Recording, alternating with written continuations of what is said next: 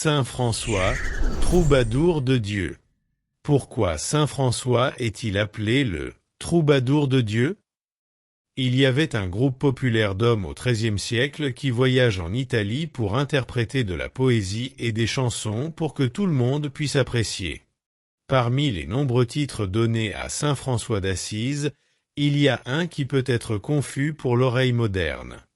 Saint François est souvent appelé le troubadour de Dieu par divers biographes et se dévouer aux saints populaires.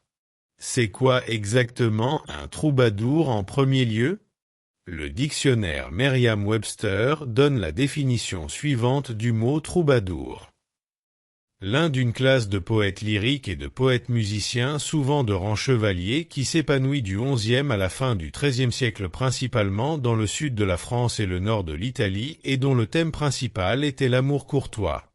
Ces hommes étaient actifs pendant la vie de Saint François et selon l'encyclopédie catholique, Saint François a peut-être même rejoint leur rang. Francis a reçu une instruction élémentaire des prêtres de Saint-Georges à Assise, bien qu'il en ait appris plus peut-être à l'école des troubadours, qui venaient juste de faire du raffinement en Italie. En prison ou en dehors, le cœur de François d'Assise a toujours été le cœur du poète, le troubadour.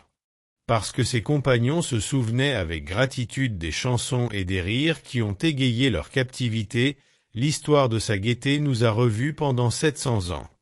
Beaucoup des « écrits » qui lui sont généralement attribués sont des poèmes et des canticules. Il n'était pas du genre à écrire des livres théologiques en profondeur, mais plutôt des hymnes poétiques au Créateur. Après sa conversion de la vie, Saint François est devenu un troubadour de Dieu, répandant la joie de l'Évangile à tous ceux qu'il a rencontrés. Question de réflexion. 1. Qu'est-ce que je ressens quand j'entends que Saint François est appelé le troubadour de Dieu? Qu'est-ce que cela révèle sur son caractère et sa foi? 2. Comment exprimer ma foi en Dieu dans ma vie quotidienne? Est-ce visible par les autres à travers mes paroles et mes actes? 3. Comme Saint François d'Assise, est-ce que je montre la joie de l'Évangile même au milieu des épreuves ou des difficultés? 4. Quelles sont les chansons de louange dans ma vie? Comment puis-je louer et remercier Dieu pour les bénédictions que je reçois? 5. Est-ce que je deviens un instrument de joie et d'espoir dans ma famille, ma communauté ou ma fraternité? 6.